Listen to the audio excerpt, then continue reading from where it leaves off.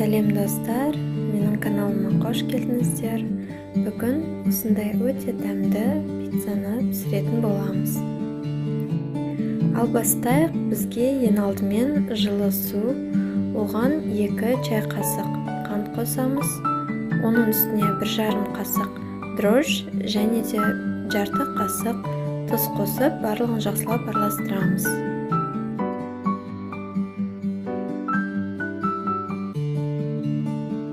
Енді бөлек ыдысқа ситадан өткізілген 400 грамм ұнды саламыз. Оның үстіне жаңағы дрожж қосылған суымызды қосып, қамырымызды илейміз. Қамыр жұмсақ болуы қажет. Қамырымызды илеп болғаннан кейін, оның үстіне 2 чай қасық сұйық май құйып, тағы да қамырымызды жөндеп илейміз. Илеп болғаннан кейін қамырымызды 1 сағатқа бетін жауып қойып қоямыз. Енді бізге соусын дайындау қажет болады. Бізге кетчуп және майонез қажет. 2 қасық майонез және 2 қасық кетчуп қосып, жақсылап араластырамыз.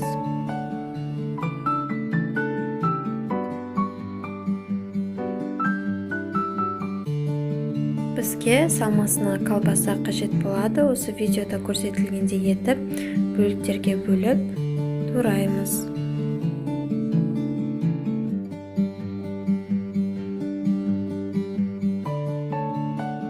Қамырымыз көтерілгеннен кейін, оны 2 бөлікке бөлеміз.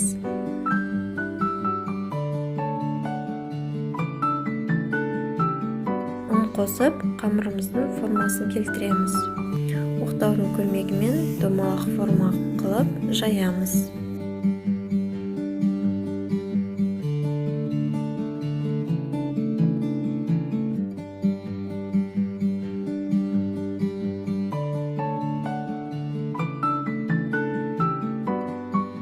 Домалақ формаға келтіргеннен кейін, оны арнайы формаға саламыз. Алдын ала дайындап қойған соусымызды үстіне жағып шығамыз.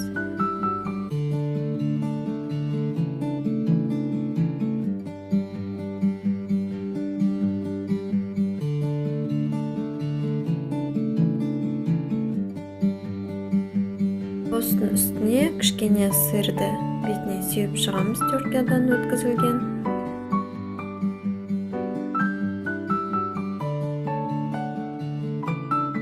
Енді оның үстіне кесіп қойған колбасамызды қойып шығамыз.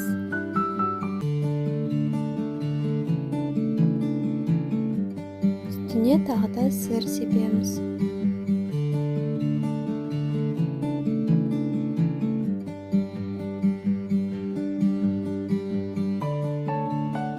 Енді пиццамызды қызып тұрған 200 градус духовкаға жарты сағатқа салып пісіріп аламыз.